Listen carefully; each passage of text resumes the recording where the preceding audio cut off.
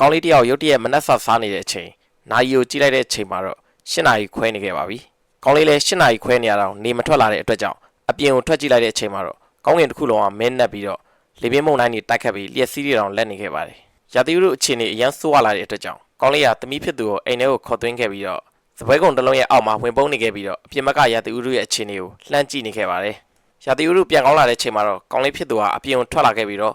ပဝင်းကြီးကိုစူးစမ်းခဲ့ပါတယ်မြို့ထဲမှာလည်းလူအုပ်စုကြီးတစုဟာထူးဆန်းတဲ့အရာတစ်ခုကိုဝိုင်းကြည့်ရှုနေခဲ့ပြီးတော့ရဲတွေလည်းရောက်ရှိလို့လာခဲ့ပါတယ်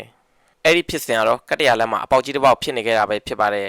အပေါက်ကြီးကလည်းတဖြည်းဖြည်းကျယ်လာခဲ့ပြီးတော့လူတွေကလည်းနောက်ကိုတဖြည်းဖြည်းဆုတ်လာခဲ့ပါတယ်အဲ့ဒီပျက်စီးမှုကြီးကတော့ချိန်တိုလေးအတွင်းမှာပဲလျင်မြန်စွာရွေ့ရှာလာခဲ့ပြီးတော့အဆောက်အဦတွေတောင်လဲပြိုခဲ့ပြီးတော့ကြီးမားတဲ့ပျက်စီးမှုကြီးတစ်ခုဖြစ်သွားခဲ့ပါတယ်ရုတ်တရက်ပဲအပျက်စီးတွေကြားတဲ့ကားတစ်စီးဟာအပေါ်ကိုလွင့်ထွက်လာခဲ့တဲ့အတွက်ကြောင့်အနီးအနားမှာရှိတဲ့ကောင်းလေးတို့လူတစုကတော့အမြန်ပဲတိမ်းရှောင်ခဲ့ရပါတယ်ကောင်းလေးတို့ရှိမှာပဲရုတ်တရက်ထွက်ပေါ်လာခဲ့တဲ့အကောင်ကြီးကတော့ဦးကောင်းကတော့ရင်ပြန်ပုံတရံရှိပြီးတော့6တော့3ချောင်းပါတဲ့တက်တဝါကြီးတစ်ကောင်ပဲဖြစ်ပါတယ်မြို့တွေကလူတွေကလည်းတခါမှအဲ့လိုတက်တဝါကြီးမမြင်မှုခဲ့တဲ့အတွက်ကြောင့်လူတွေကဝိုင်းကြည့်ခဲ့ပြီးတော့ဓာတ်ပုံတွေတောင်ဝိုင်းရိုက်ခဲ့ပါတယ်အဲ့ဒီကောင်ကြီးကတော့အန်ရပေးနိုင်တဲ့ကောင်ကြီးဆိုတာကတော့ဘယ်သူမှမသိခဲ့ပါဘူးခြေ3ချောင်းပါတဲ့အဲ့ဒီတက်တဝါကြီးကတော့ရုတ်တရက်ပဲလူသားတွေအားလုံးသူ့ရဲ့စွမ်းအားမြင့်တဲ့လေဆာလက်နက်တွေနဲ့ပစ်ခတ်ပြီးတော့တိုက်ခိုက်ခဲ့ပါတယ်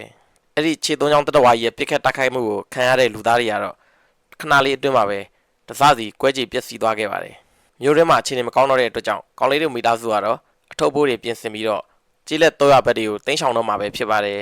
ကောင်းလေးတို့မိသားစုထွက်ပြေးနေတဲ့အချိန်မှာပဲကောင်းလေးတို့နောက်မှာကြံခဲ့တဲ့အိမ်တွေကတော့ခြေ3ချောင်းတက်တဝါရဲ့တိုက်ခိုက်မှုကိုခံရပြီးတော့တစားစီပျက်စီးသွားခဲ့ပါတယ်ထွက်ပြေးတဲ့လူတွေအများများနေတဲ့အတွက်ကားတွေကသွားလို့မရခဲ့ပါဘူးဒါကြောင့်သွားလို့ရတဲ့ကားတွေပေါ်လဲလူတွေအားလုံးဟာစုပြုံပြီးတော့တက်နေခဲ့ကြပါတယ်ဒီလိုဖြစ်စဉ်တွေကြောင့်လူသားတွေကလည်းချီကျင်ပဲသွားခဲ့ကြပါတော့တယ်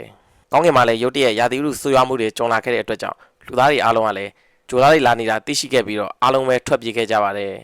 စစ်တပ်တုံးတန်ကားတွေတိုက်လျင်ပြန်တွေအကုန်လုံးရောက်ရှိလာခဲ့ပြီးတော့ခြေ3ချောင်းတက်တဝါကြီးကိုဝိုင်းဝန်းပြီးနှိမ်နင်းခဲ့ကြပါတယ်သူတို့ဘလောက်ပဲနှိမ်နင်းခဲ့ပါစေတက်တဝါဆိုကြီးတွေကတော့နီးပညာမြင့်မာပြီးအရေးအတွက်အများများပြခဲ့တဲ့အတွက်ကြောင့်သူတို့လုံးဝနှိမ်နင်းလို့မရခဲ့ပါဘူးကောင်းလေးနဲ့တမီးဖြစ်သူတို့ကလည်းတက်တဝါဆိုရဲ့မှာလွတ်မြောက်အောင်မြောက်ခန်းထဲမှာပုံနေခဲ့ပေမဲ့တက်တဝါဆိုကနီးပညာအရင်မြင့်မာခဲ့တဲ့အတွက်ကြောင့်ကောင်းလေးတို့ကိုရှာသွေးတော့မဲ့အခြေအနေရောက်နေခဲ့ပါတယ်ကောင်းလေးကရုတ်တရက်ပဲမှန်တစ်ချက်ကိုထောင်ပြီးတော့မှန်နောက်မှာပေါအောင်နေခဲ့ပါတယ်ကောင်းလေးတို့လည်းမှန်ရဲ့အကာအကွယ်ကြောင့်တက်တဝါဆိုရဲ့ရံမှာလွတ်မြောက်ခဲ့ပါတယ်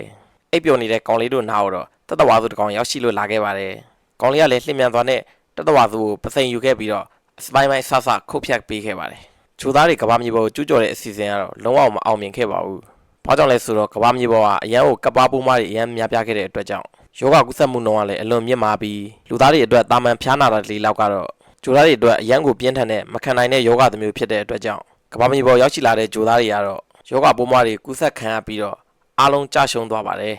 နောက်ဆုံးမှာတော့လူသားတွေကကဘာမြေပေါ်မှာပဲပျော်ပျော်ရွှင်ရွှင်နေထိုင်တဲ့ဇလန်းလေးကပြီးဆုံးသွားခဲ့ပါတယ်